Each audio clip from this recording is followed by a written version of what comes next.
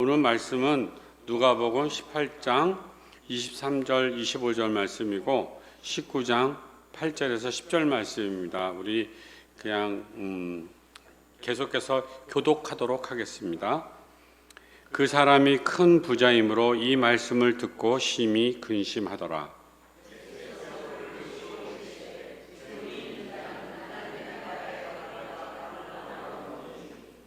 낙타가 바늘귀로 들어가는 것이 부자가 하나님의 나라에 들어가는 것보다 쉬우니라 하시니,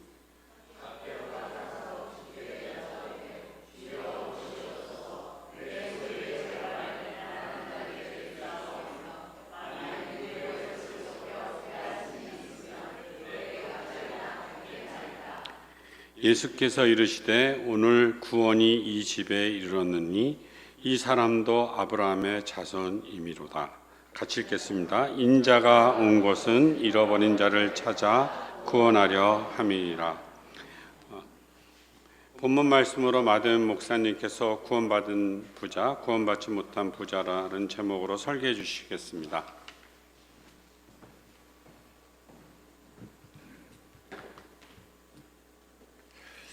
랜디 알콘이라는 목사님이 있습니다.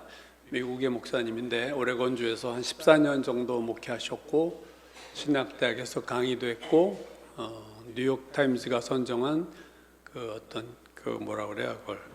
베스트셀러 작가가 돼서 한 60여 권 책을 냈고 그게 70여 개국 언어로 번역이 돼서 한 1200만 부 이상의 판매를 할 만큼 베스트셀러였던 분인데요. 우리나라에도 여러 개의 책들이 소개가 됐어요. 사실은 한번 보시면 몇 개가 있죠. 몇 개만 제가 뽑았는데 그 오른쪽에 있는 거 헤븐이라는 책도 참 어떤 천국에 대한 책인데요. 책이 참 좋습니다.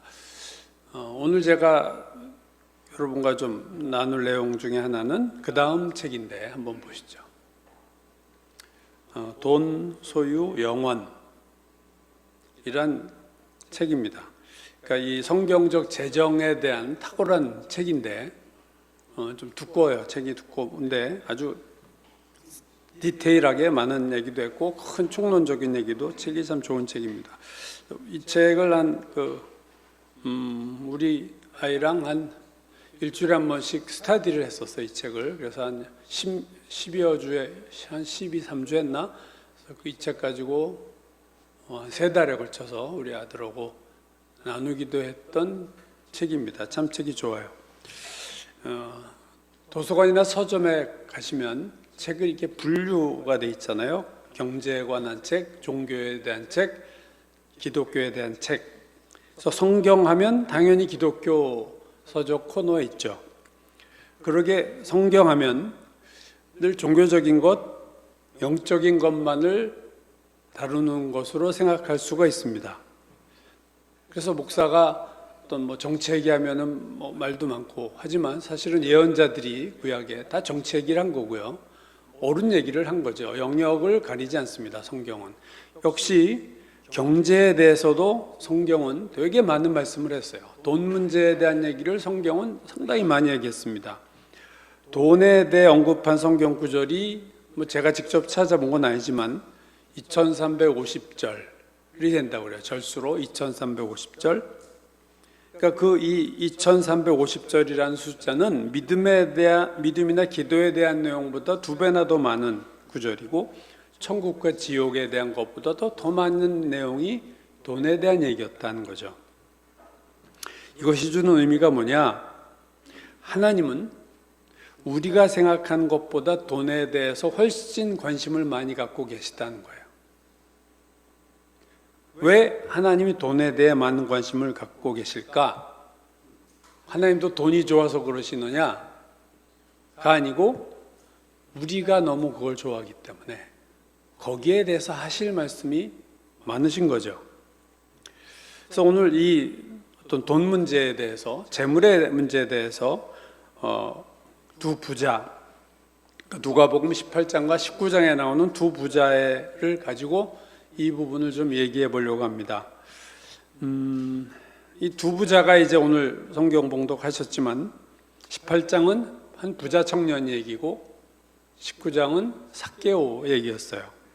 18장은 젊은 청년을 관리라고 얘기했고 큰 부자다 이렇게 얘기를 했고 19장에서 삭개오는 세리장이고 부자다 이렇게 얘기를 했습니다. 그러니까 돈 많은 젊은 관리와 돈 많은 세리장 이야기죠.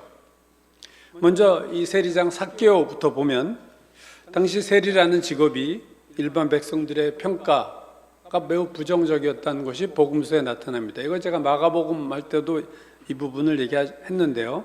산상수훈에서 마태복음 5장 예수님은 자기를 사랑하는 자를 사랑하는 것은 진정한 사랑이 아니다. 나를 사랑하는 자를 내가 사랑하는 것은 진정한 사랑이 아니다 라고 말씀하시면서 이렇게 말씀하셨어요. 46절에서 너희가 너희를 사랑하는 자를 사랑하면 무슨 상이 있으리요 하면서 세리도 이와 같이 한다.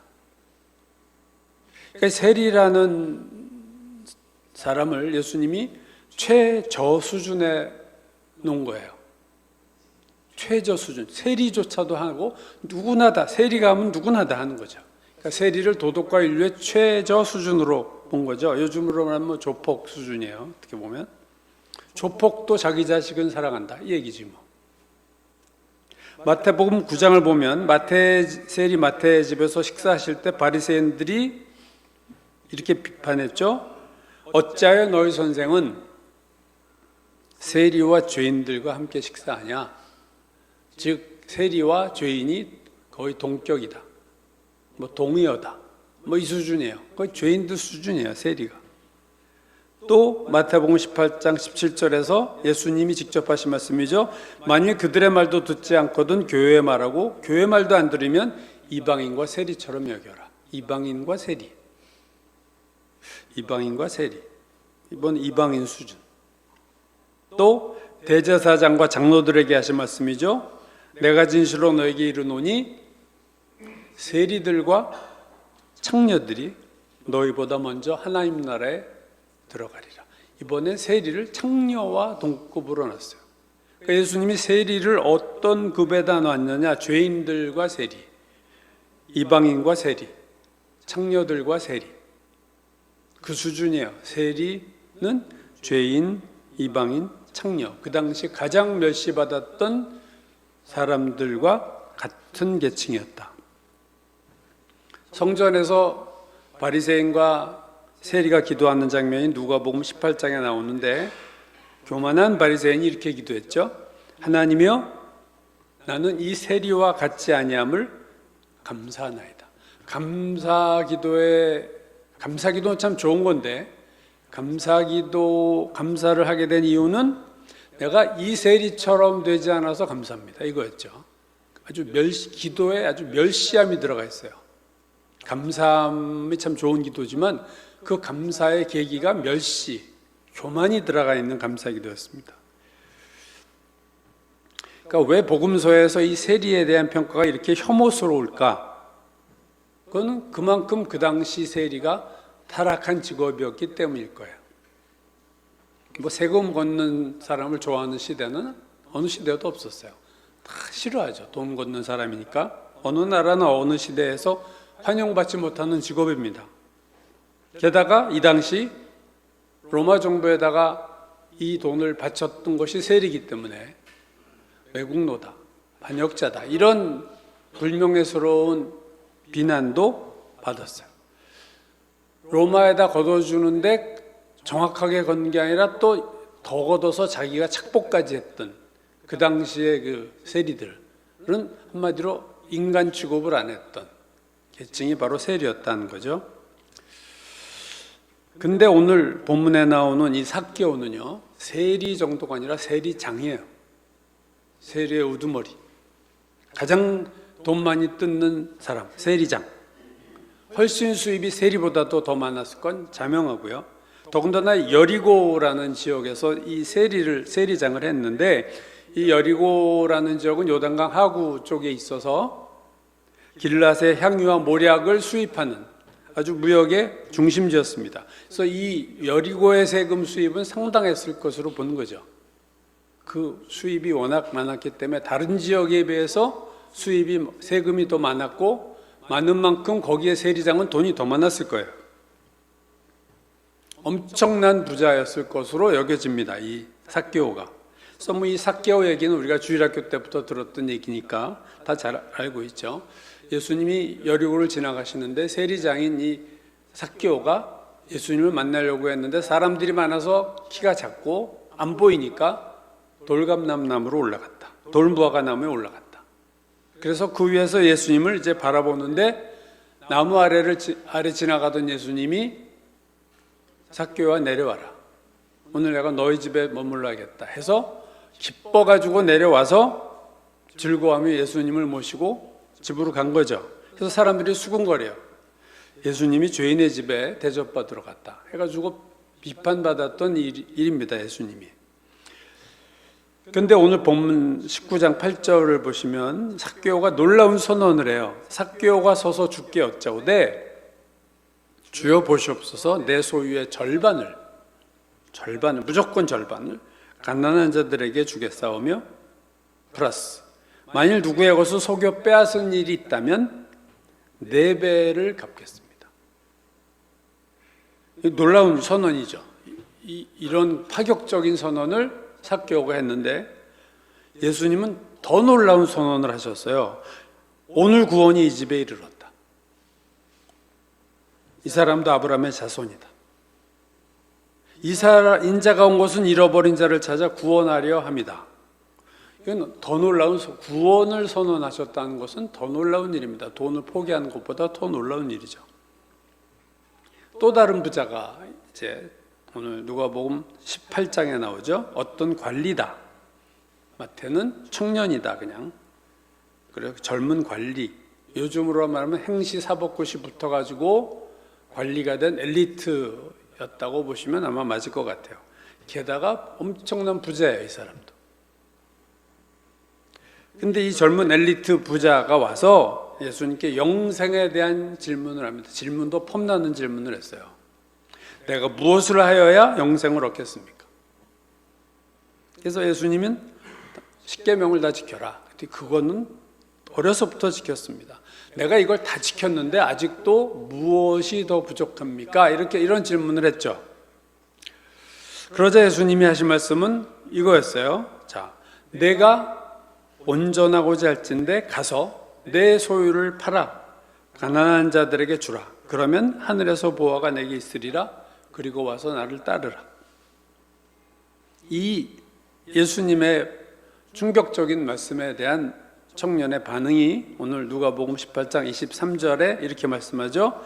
그 사람이 큰 부자이므로 이 말씀을 듣고 심히 근심했다. 마태는 재물이 많음으로 이 말씀을 듣고 근심하며 가버렸어요. 마가는 이 사람이 재물이 많아서 이 말씀으로 슬픈 기색을 띠고 근심하며 갔다. 그러니까 슬픈 마음이 됐고 근심이 많아졌고 결국 돌아갔다. 자, 오늘 삭개오와 젊은 관리는 다 부자였어요. 근데 삭개오는 손가락질 받는 부자였던 반면에 젊은 관리는 정상적인 부자입니다. 정상적인 부자예요. 뭐 부정한 방법으로 돈 번 게 아니에요. 삭개오가 소유 절반을 가난한 자들에게 주고 남의 것을 속여서 빼앗았다면 4배나 갚겠다고 스스로 고백한 걸 보면 자기도 자기의 돈이 상당 부분 부정한 것으로 벌어들였다는 것을 인정한 거죠. 그래서 이런 것들 제가 다 이렇게 처리하겠습니다 하고 결심을 하는 선언을 한 거예요. 젊은 부자는 관리였고 어려서부터 십계명을 지킨 거 보면 그의 재물은 정당하고 정상적인 것으로 봅니다. 근데 이 두 사람, 부자긴 부자, 두 부자에게, 근데 부자인데 하나는 나쁜 부자고 하나는 괜찮은 부자예요. 에 대해서 예수님이 둘 모두에 대해서 구원 얘기를 하셨다는 것이 놀랍습니다. 구원에 대한 얘기를 하셨어요. 젊은 관리가 간 후에 오늘 예수님이 이렇게 말씀하셨죠. 재물이 있는 자는 하나님 나라에 들어가기가 얼마나 어려운지 낙타가 바늘기로 들어가는 것이 부자가 하나님의 나라에 들어가는 것보다 쉽다. 재물과 하나님 나라와를 연결시키셨어요. 재물과 하나님의 나라는 이렇게 부자는 재물이 많으면 하나님 나라는 더 들어가기 힘들다. 아주 심히 어렵다. 반면에 삭개오에 대해서는요, 이렇게 말씀하셨죠. 오늘 구원이 이 집에 이르렀으니 이 사람도 아브라함의 자손이다. 구원 얘기를 하셨어요. 이 사람이 구원이다. 예수님이 지금 돈 내겠다고 하니까 구원, 야 그래? 그 돈 너고 막 안 바꿀까? 이러고 구원 얘기를 하셨을까요? 면죄부처럼? 그러실 리 없죠. 놀라운 것은 모범적이고 정상적인 부자인 젊은 권리에 대해서는 구원에 대한 부정적인 말씀을 하신 반면에 불법적인 재물로 부자가 된 삭개오에 대해서는 그의 구원을 선언하셨습니다. 이 사람도 구원받았다. 이거 왜 그러셨을까? 사실 부자 청년이 아까도 말씀드렸지만 예수님을 찾아온 이유는 영생 때문이었어요. 이 주제가 아주 영적이에요. 영생을 물어보러 내가 무슨 선한 일을 하여야 영생을 얻겠습니까?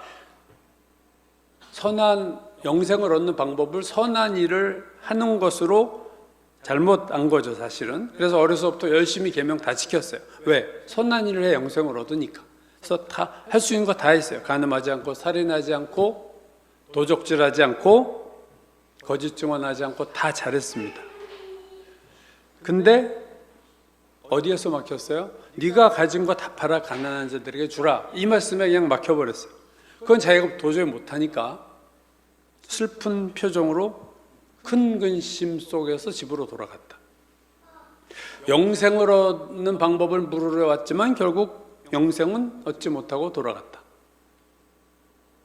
그래서 이 예수께서 낙타가 바늘구멍 들어가는 것보다 귀 들어가는 것보다 힘들다 하니까 놀랬어요, 제자들이. 그러면 누가 구원을 얻겠습니까?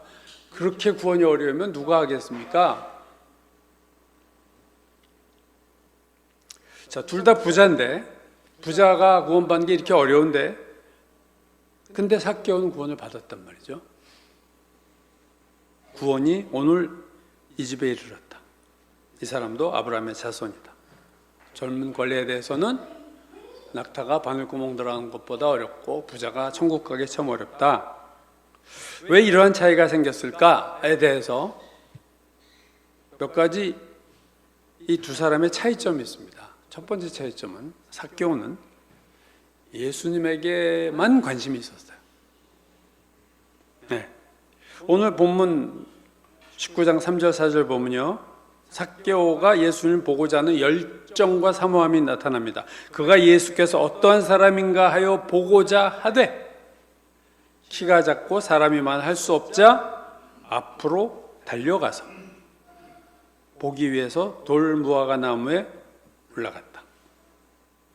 장애물이 있고 그것을 극복할 만큼 자기 목적이 아주 강했어요. 주님, 예수님 보겠다는 게 강했어요. 그래서 나무 위로 올라갔다는 거죠. 여러분, 나무 위로 올라간 이유가 예수님을 뭐 개인적으로 만나려고 올라간 게 아니라 그냥 지나가는 거 보고 싶어서 올라간 거예요. 참 개인적으로 만나러 거기 올라갔다. 뭐 그럴 수 있지만 이거 그냥 예수님은 자기를 모를 텐데 그냥 지나가는 거 한번 보고 싶어서 애도 아니고 다 큰 어른이 나무 위로 올라가 있었다. 얼마나 예수님 보기를 간절히 원했는가 하는 것을 이 삭개오의 태도에서 우리가 볼 수 있습니다.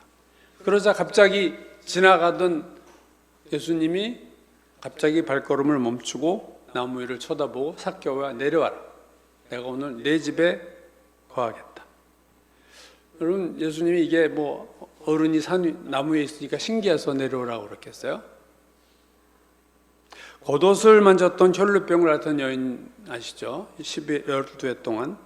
그때 가시던 길을 멈춘 이유는 그 여인이 예수님의 옷자락을 잡았기 때문이라고 그랬습니다. 그죠? 아무도 알 수 없어요. 예수님도 몰라요. 수많은 사람들이 밀리는 가운데 겉옷, 속옷도 아니라 겉옷 잠깐 잡은 걸 누가 알겠어요? 예수님은 모르셨는데 뭔가 자기에 대해 예수님에 대한 갈망, 믿음의 열정, 그런 걸 보고 멈추신 것처럼 삭개오에 대해서도 예수님 멈추신 이유도 분명합니다. 그냥 나무에 올라간 삭개오를 보고 내려오라고 한 게 아니라 그 간절한 마음을 읽고 내려와라. 내가 네 집에 가겠다 하는 거죠. 저는 한때 이제 마가다락방 가서 뭔가 체험을 했는데 또 대학 들어가니까 또 이제 뭐 놀다 보니까 긴가민가 해져가지고 갈등이 많았어요. 갈등이 많고 저는 우리 친구가 성도교회 대학부 다녔고 그때 성도교회 대학부가 150여 명 넘을 때인데 그 교회도 여러 번 갔죠. 근데 저는 담배를 그때 피고 있었어요. 그러니까 이제 이게 걸리는 거예요. 이제 자꾸 걸려서 하나님 이거 담배 피는 게 영 아닌 것 같긴 한데 그걸 어떻게 해야 될지 모르겠습니다. 하다가 결심을 한 거죠. 제가 하나님 내가 교회를 안 나가든가 확실히 담배 끊고 제대로 믿든가 하겠습니다 해가지고 기도원에 마가다락방에 집회 일주일 전에 올라가서 텐트 치고 준비 기도를 일주일을 했어요. 저희 누님하고 둘이 아무도 없는 기도원에 기도를 일주일 동안 하고 그 다음 주에 집회 열릴 때 그러니까 보름을 있었던 거죠. 그때 제가 죄송하지만 그때 담배를 끊었어요.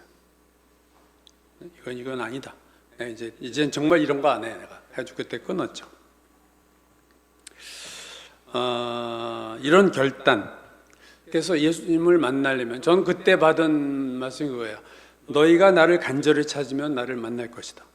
잠언에 나오는 말씀을 제가 잡았어요. 간절히 찾으면 나를 만나리라. 너희가 나를 간절히 찾으면 만나. 내가 간절히 찾아보자.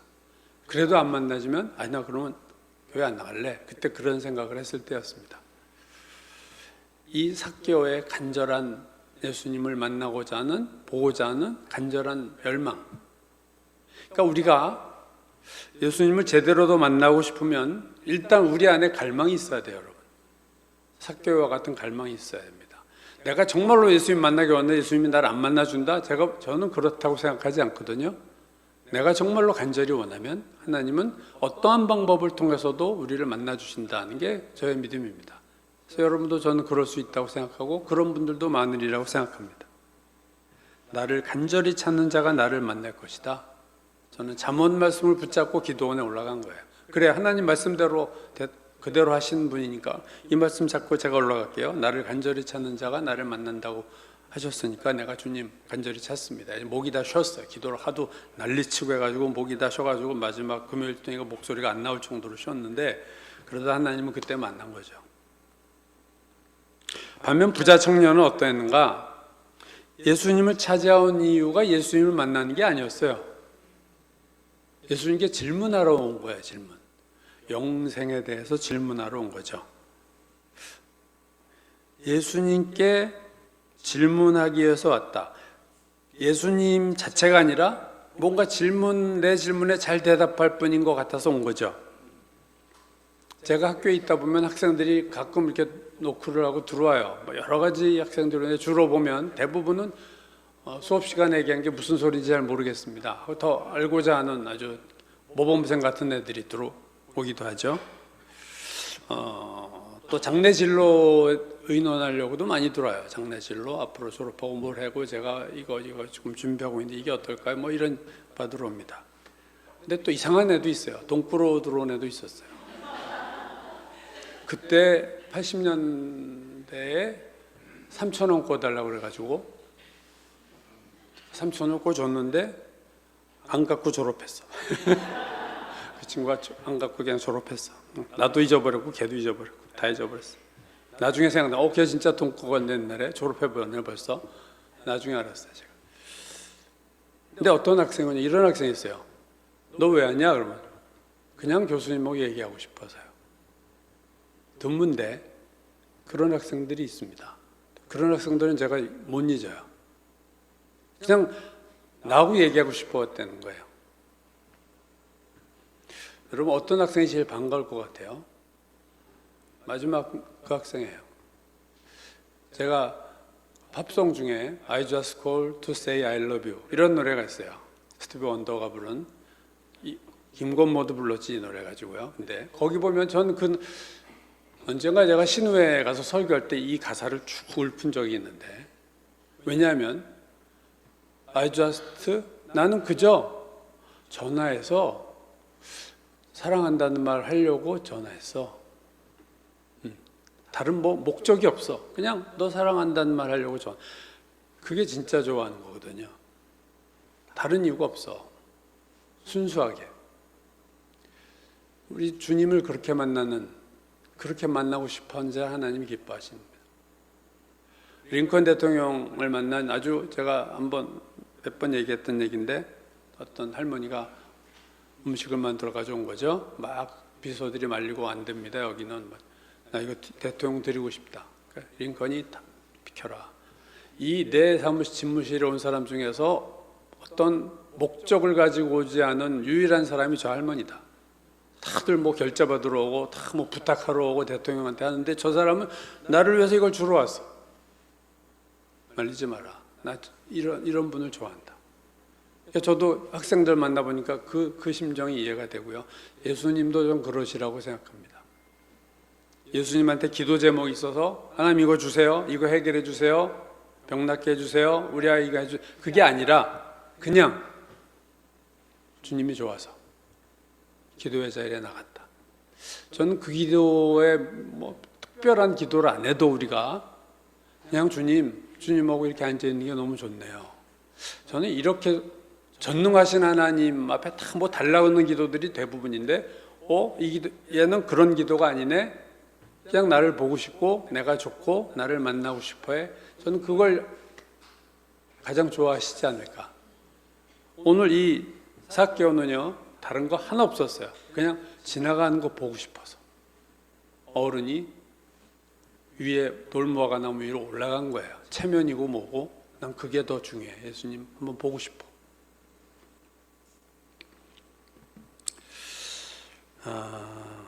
반면에 젊은 관리는 예수님에 대한 사모함이 없잖아요. 그냥 질문하러 이 질문. 선한 선생님이요, 내가 어떤 선한 일을 해야 영생을 얻겠습니까? 선한 일을 해야 영생을 얻는다는 생각을 하고 있는데 선한 분이 하나 있어. 그래서 내가 내 질문을 제일 대답 잘해 주실 분이 이분이구나. 선한 선생이니까. 그럼 나는 선한 일을 해야 구원을 받는다고 생각하는데 그 얘기에 대해서 가장 잘 해주실 분, 이래서 온 거지.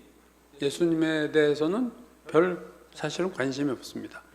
이게 둘의 차이점이에요. 첫 번째 차이점이고, 두 번째 차이점은 삭개오는 자기가 큰 죄인이라고 생각하고 찾아왔어요.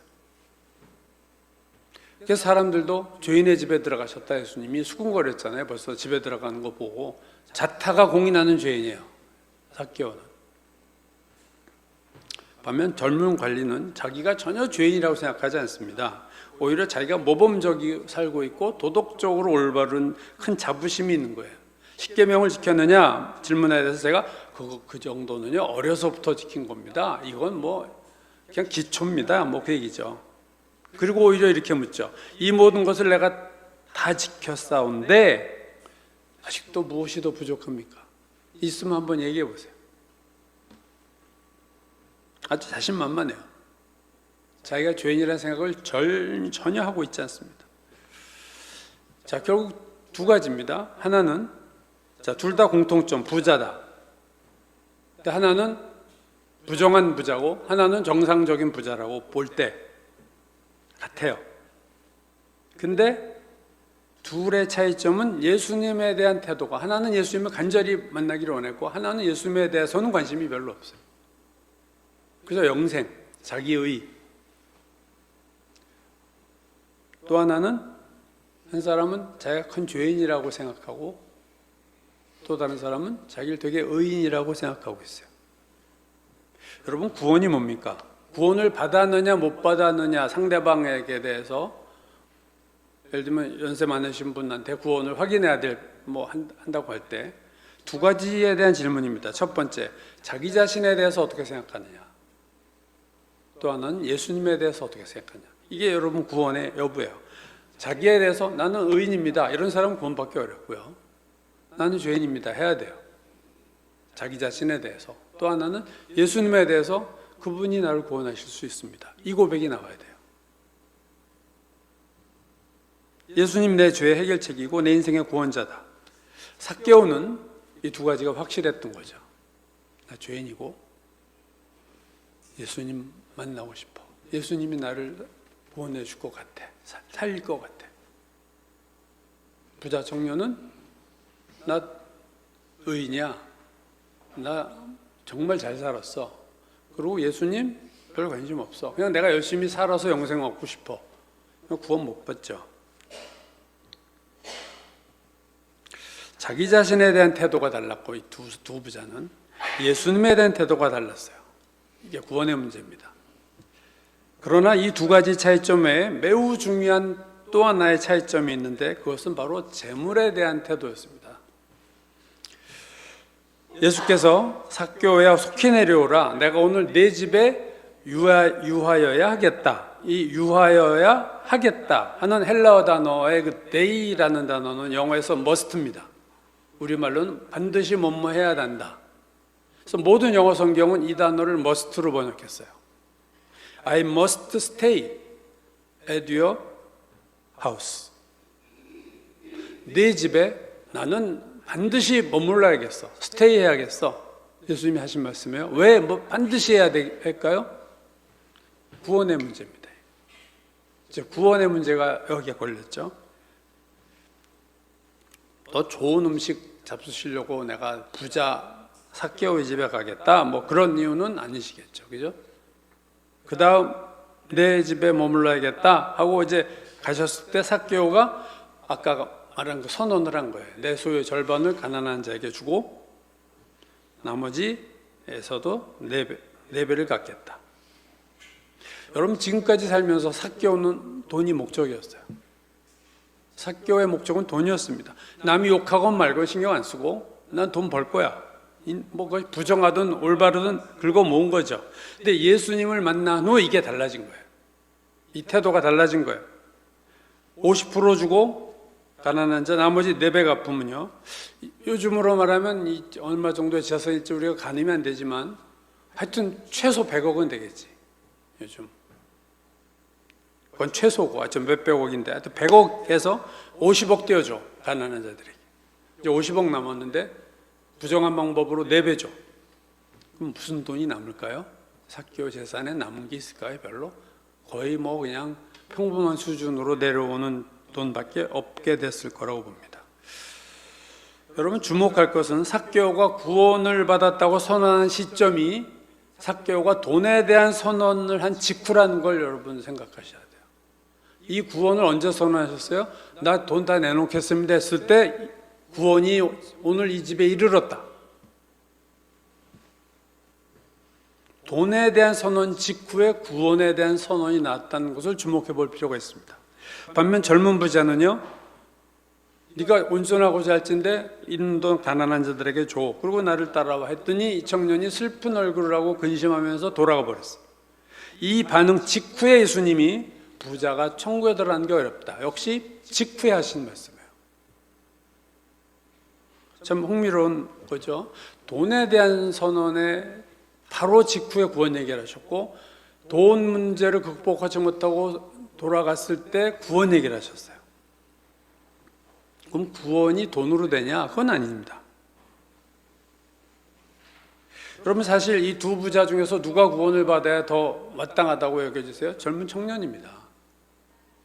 부정한 돈도 아니고 어려서부터 제대로 십계명 지키고 살았어요. 이 사람이 구원받아야죠. 하나님의 관점과 우리의 관점은 다릅니다.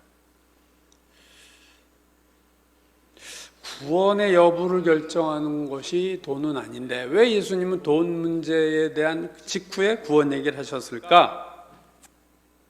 제가 앞서 소개한 랜디 알콘의 책 돈, 소유, 영원 이 책에서 이 부분을 스쳐가면서 알콘이 이렇게 얘기합니다. 성실하고 예의 바르며 성공한 젊은 사업가인 부자 청년은 어떻게 하면 영생을 얻을 수 있는지 예수께 여쭈었다. 요즘으로 말하면 그렇죠. 성실하고 예의 바르고 성공한 젊은 사업가예요. 근데 어떻게 영생을 얻겠습니까? 질문도 수준 있는 질문을 했어요. 우리라면 알콘이 이렇게 얘기해요. 우리라면 이런 상황에서 어떻게 행동했을까? 이런 훌륭한 청년이 이렇게 훌륭한 질문을 했을 때 우리라면 이런 상황에서 어떻게 했을까? 먼저 이 청년이 영적인 부분에 관심 가진 것에 대해 칭찬했을 것이다. 젊은 나이에 맞지 않게 영생을 생각해 돈도 벌겠다고 난리치는 세상에서 참 훌륭하다. 우리는 그를 그리스도의 제자로 여기며 전도 유망한 청년 사업가가 회심한 것에 대해 뿌듯해 했을 것이다. 그렇다면 예수님은 잘못 말씀하신 것일까? 이렇게 묻습니다. 그러고 나서 이렇게 대답해요. 랜디 알콘이 예수님은 부자 청년에게 재산의 10%만 가난한 사람에게 나눠주라고 말씀하지 않으셨음을 주의하라. 돈을 은행에 맡겨 원금을 보존하면서 거기서 나오는 이자를 가지고 가난한 자들에게 주라고 하시도 않으셨다. 만약 그렇게 말씀하셨다면 청년은 즐거이 순종했을 것이다. 그렇죠. 그 정도 하실 수도 있지 뭐.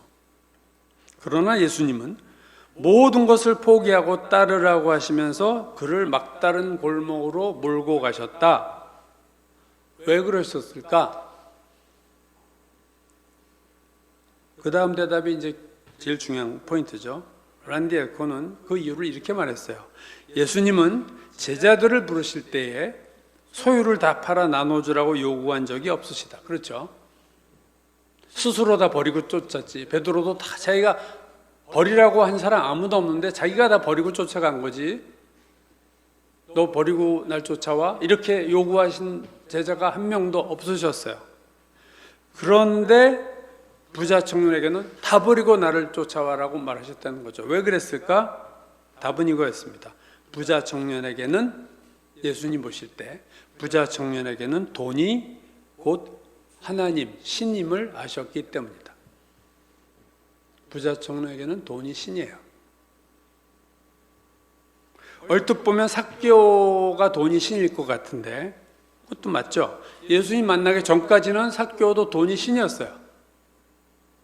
근데 예수님을 만난 후 삭개오에게 돈은 이제 별 의미가 없어진 거예요. 절반 떼어주겠습니다. 4배 갚겠습니다. 그러나 부자 청년에게는 돈이 신이었어요. 모범적이고 도덕적이었고 십계명도 잘 지켰어요. 십계명보다 뭘 제가 더 지켜야 됩니까? 이렇게 질문했을 때 더 힘든 거 지켜 했으면 아마 그 청년은 목숨 걸고 그걸 지켰을 겁니다. 지키는 거라면 아주 두려워하지 않고 다 지켰을 거예요. 죽을 힘을 다해 지켰을 거예요. 그래도 그건 다 지키겠는데 내가 돈은 놓을 수 없다 이거죠. 왜? 돈이 내 신인데. 제일 인생의 가치관 1순위가 돈인데. 삭개오가 돈을 내려놓은 것을 통해서 예수님은 삭개오의 영적 상태를 파악하신 거예요. 마찬가지로 부자 청년의 그 근심 어리고 슬픈 얼굴로 돌아가는 것을 통해서 그의 영적인 상태를 파악하신 거예요.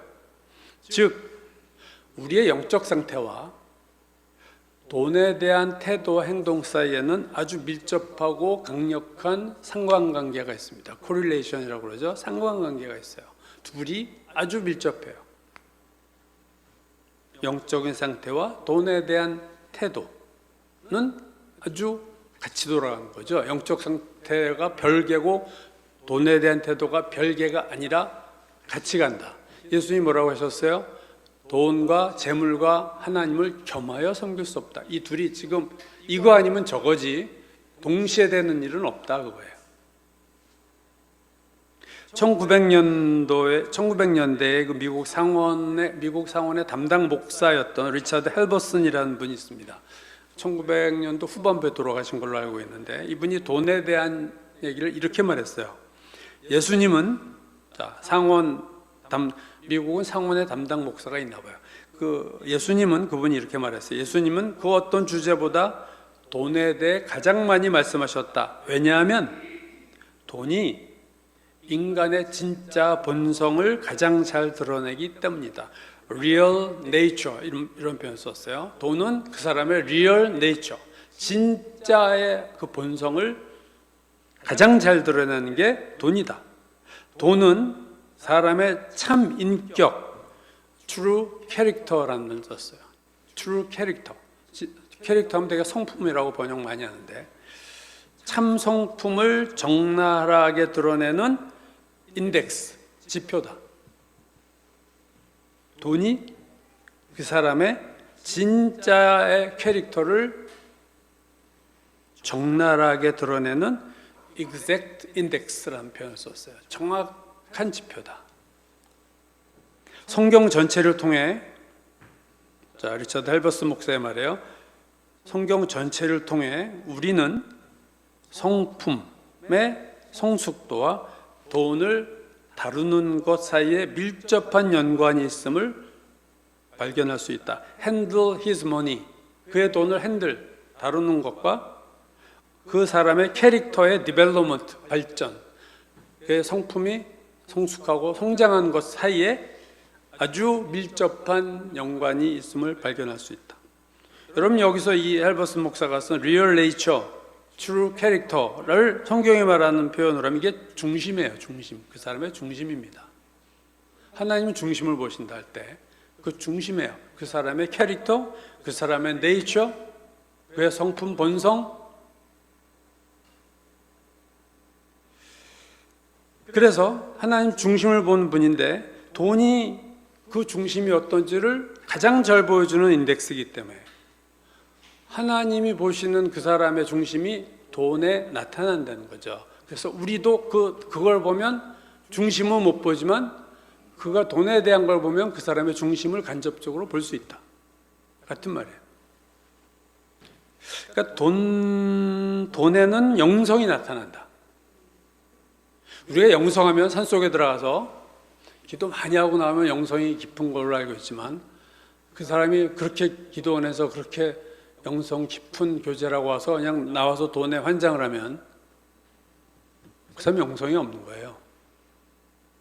그건 주기적으로 가는 거야. 그냥 기도원은 그냥 난 기도원이 좋아 그냥 그렇지만 그냥 좋은 거지 이게 영성은 아니에요. 기도원 밥이 맛있는지 몰라도 돈과 영성은 반대가 아니라 오히려 돈이 그 사람의 영성이 어떠한지를 보여주는 거다. 돈과 영성은 상당히 밀접한 상관관계가 있다. 삭개오의 영적 상태는 그가 돈에 대한 태도에 그냥 나타나는 거야. 이거 반 주겠습니다. 거기에 이미 나온 거예요. 부자 청년의 중심 역시 돈에 대한 태도에서 나타나는 거예요. 한쪽은 구원받았다. 돈 때문에 구원받은 게 아니에요. 돈을 통해서 나타난 거죠. 그가 구원받았음을. 삭개오는 누가 봐도 죄된 삶을 살았고 부자 청년은 누가 봐도 모범적인 삶을 살았지만 그래서 삭개오의 죄는 눈에 다 보여요. 그 사람 죄인이야. 그냥 눈에 보여. 근데 부자 청년의 죄는 눈에 보이지 않습니다. 도덕적이고 종교적인 그의 삶에 가려서 안 보여요. 삭개오는 겉으로 돈벌레고 죄인과 창녀와 이방인 같은 밑바닥 인생이었지만 세리 중에서도 세리 장인, 이거 더 밑바닥이죠. 그의 깊숙한 마음속에는 나는 죄인이다. 구원받을 이 조건이 지금 형성이 된 거죠. 그리고 예수님에 대해서 들은 소문에 의해서 이분이 나를 구원할 수 있는 분이다. 그게 분명히 있었음에 틀림없습니다. 그러니까 평생 법 없이 산 사람들은 자기를 되게 좋고 높게 평가하는데 이리 충돌 저리 충돌하고 산 사람들은요 자기도 알아요. 나 형편없는 인간이라는 걸. 누가 더 구원이 쉬울까요? 눈에 보이는 죄를 많이 진 사람은 금방 머리를 숙입니다. 하나님 앞에 무릎을 꿇어요. 왜? 내가 죄인인 거. 근데 정말 올곧게 산 사람은요 왜 자꾸 나를 죄인이라고 그래? 교회만 가면 기분 나쁘게 회개하라고 그러고 싫은 거예요. 왜? 난 잘 살았는데 내가 굳이 가셔서 저는 죄인입니다. 저는 악한 인생입니다. 악한 게 하나도 없는데 자기가 볼 때는. 부자 청년은 겉으로는 영생을 추구하는 최고의 신앙을 가지고 최고의 지성과 최고의 지위와 최고의 도덕성을 가진 인물이었어요. 근데 그 속에는 돈이 신으로 자리 잡고 있었다. 그는 돈을 사랑했고 자기의 의로 가득 찬 교만함이 가득했고 무엇을 지키면 영생을 받는다는 잘못된 구원관을 가지고 있었어요. 랜디 엘콘이 책을 쭉 쓴 다음에 마지막 부분에서 이런 글을 썼어요. 오늘날의 그리스도인들을 관찰한 결과, 목회를 했으니까 오늘날의 그리스도인들을 목사로서 이제 관찰한 결과 돈에 대한 것보다 눈먼 영역은 없다는 것을 확신하게 되었다. 모든 그리스도인들이 가장 눈먼 영역이 돈이라는 거죠. 그걸 확신하게 됐다. 돈보다도 더 눈먼 영역은 없다. 사실 무서운 말이야. 두려운 말이야. 천국에 대해서 예수께서 밭에 대한 비유를 하시면서 이런 말씀하셨죠. 사람이 이를 발견한 후 숨겨두고 기뻐하며 돌아가서 자기의 소유를 다 팔아 그 밭을 샀다. 팔았다고 얘기했어요. 자기 소유를 다 팔았어요. 왜? 자기 소유 전체보다 더 가치 있는 것을 발견했기 때문입니다. 그렇죠? 뭘 내가 살 때는 객관적인 건 아니죠. 주관적으로 적어도 내가 뭘 살 때는 내가 생각할 땐 이 돈보다 이게 더 가치 있다고 생각하니까 사는 거예요. 물론 그러다 사기를 당하기도 하지만 잘못 판단할 수도 있지만 적어도 살 때만은 나는 내가 지금 100만 원을 주고 뭘 살 때 이게 100만 원보다 가치가 있다고 생각하니까 사죠. 자기 소유를 다 팔아 그 밭을 샀다. 그 말은 그 밭이 자기 온 소유보다 더 가치 있다고 생각하니까 판 거야. 이 사람 바보가 아니에요. 비즈니스라는 거예요. 지금 다 팔고 샀어요. 그 진주가 있는 밭, 그 밭이 얼마나 귀한 줄 아니까 자기 소유 다 팔아서 살 수 있으면 땡이지. 그러고 판 거예요. 자기 소유 다 팔아버린 거예요. 그게 천국이라는 거예요. 즉 천국은 이 사람이 이 세상에 가진 모든 소유보다 훨씬 값어치 있다. 그걸 이 사람이 안 거죠. 그래서 판 거예요. 자기 온 소유를 다 판 거예요. 삭개오는 자기의 전 재산보다 더 큰 것을 그 무엇을 예수님에게서 발견한 거예요. 과거는 형편없는 인간이었지만 이 순간에 그가 발견한 겁니다. 그래서 선언을 한 거예요. 예수님하고. 예수님 뭐 돈 내라고 그러셨겠어요? 자기가 자진해서 50% 다 주고 나머지 50%도 4배, 잘못 부정한 돈 4배 갚겠습니다. 반면 젊은 부자 청년은요, 예수님을 만난 것 같지만 여전히 제일 중요한 건 돈이었어요. 아직 예수님 못 만난 거예요, 사실. 예수님 누군지 모르는 거예요. 우리가 예수를 믿은 후에도 돈이 나에게 제일 중요하다. 이건 뭔가 문제가 있는 거예요, 사실. 내가 예수를 믿고 신앙생활 하지만 그래도 뭐니 해도 뭐냐. 그렇게 하면 문제가 있는 거예요. 예수님에게서 가치를 발견하지 못한 거예요. 근데 오늘날의 시대 상황이나 교회 풍조는 이런 부분을 거의 도전하지 않습니다. 많이 헌금하면 되는 거예요, 그냥. 제가 얘기했죠. 제가 있던 그 양반교회, 그 지성인의 교회가 꼭 부활주일 추수감사 지나면 헌금 액수 오고 사람 이름 적어서 간지에 끼워서 줘요. 제일 많이 낸 사람 누구, 그다음 낸 사람 누구. 저는 그때 막 젊을 때 분노했어요. 교회가 이런 거 실어줘? 그것도 명단 많이 낸 순서대로 제일 밑에 막 1,000원.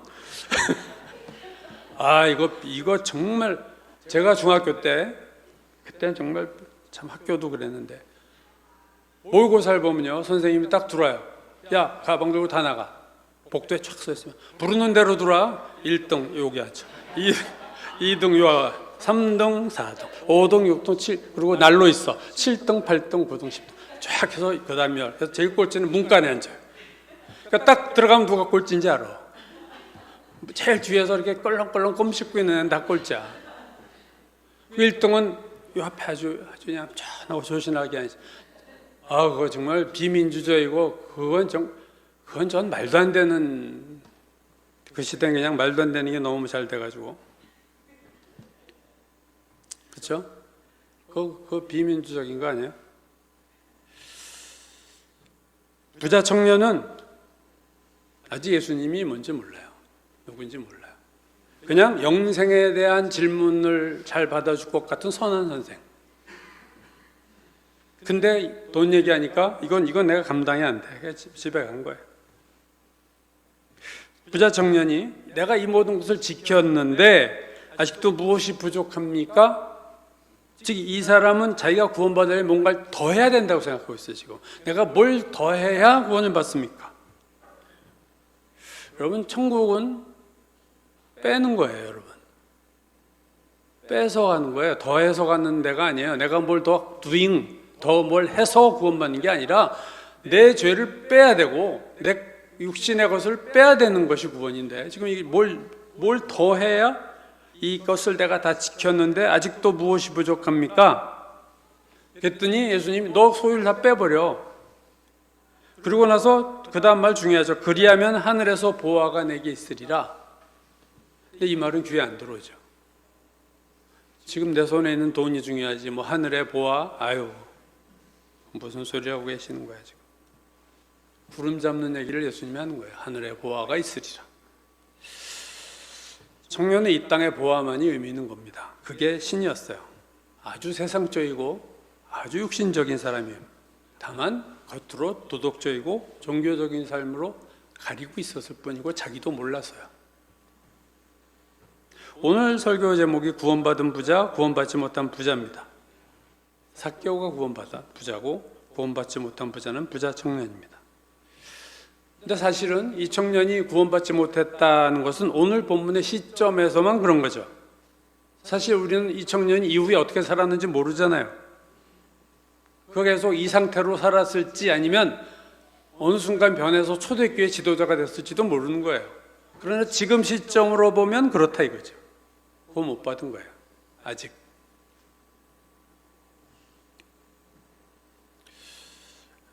돈에는 인격이 나타나고 돈에는 영성이 나타난다. 오늘 나에게 돈은 내 인생 순위에서 몇 번째인가? 예수님이 정말로 내 인생에서 가치 순위 1순위인 분인가? 그거죠. 구원은 더하기가 아니라 빼기예요. 구원에 있어 내가 더할 거 하나도 없어요. 다 이루었다. 예수께서 다 끝냈어요. 그래서 믿으면 되는 거예요. 제가 고백하면 되는 거예요. 할 게 없어요. 구원은 아니지만 신앙생활에서도 더할 게 있고 뺄 게 있지만 뺄 게 많습니다. 신앙생활에서도 내가 믿음을 더하고 뭐 이렇게 더할 것도 있죠. 그런 영역도 있어요. 그러나 많은 부분에 있어서 우리가 빼야 될 것이 더 많아요. 육신의 정욕도 빼야 되고 안목의 정욕도 빼야 되고 이생의 자랑도 빼야 되고. 항상 우리는 질문해야 돼요. 난 뭘 더 빼야 될까? 난 뭘 더 해야 될까? 돈은 나에게 어떤 의미를 가지고 있는가? 돈의 한계가 분명히 우리는 있어야 돼요. 신앙인은 돈의 한계를 알아야 되고 돈을 절대로 1순위에 놓으면 그건 우상숭배입니다. 돈은 항상 최소한 1순위가 될 수는 없다. 하나님이 천국이 1순위가 돼야 되는 거죠. 이 비유에 나온 사람처럼 발견한 후 자기의 소유를 다 팔아버렸다. 참 행복한 사람이에요. 가치를 보는 눈이 있다. 썩어질 돈의 가치가 제일 커지고 있다는 것은 내 눈이 육신적인 눈을 가지고 있다. 그 말과 같은 말이기 때문에 오늘 우리는 이 두 부자를 통해서 오늘 나의 모습을 돌아보고 돈에 대한 나의 생각과 중심은 어떠하고 하나님 나에게 정말 어떤 위치에 있는 분인가를 다시 생각하면서 우리의 신앙의 우선순위를 재정립해야 될 줄로 믿습니다. 기도하겠습니다. 아버지 하나님, 우리의 가장 중요한 것, 나에게 가장 중요한 사람, 가장 중요한 분, 그것이 누구인가를 다시 생각합니다. 특별히 돈은 나에게 어떤 의미를 갖고 있는가를 우리가 깊이 생각하게 하시고 정말로 하나님과 대적할 수 있는 유일한 것이 재물이라고 예수께서 말씀하셨습니다. 그만큼 이 세상에서 위력 있는 이 돈의 문제를 우리가 해결해야만 우리가 더 깊은 신앙의 단계로 들어가게 될 줄로 믿습니다. 하나님, 우리에게 올바른 가치관이 형성되게 하시고 그 무엇보다도 예수 그리스도가 내 인생에서 가장 중요한 분임을 깨달아 알 수 있게 도와주시고 정말로 은혜로 알게 도와주시기를 간절히 바라고 원하오니 우리 모두를 우리 각자를 축복하여 주옵소서. 예수님 이름 받들어 기도드렸습니다. 아멘.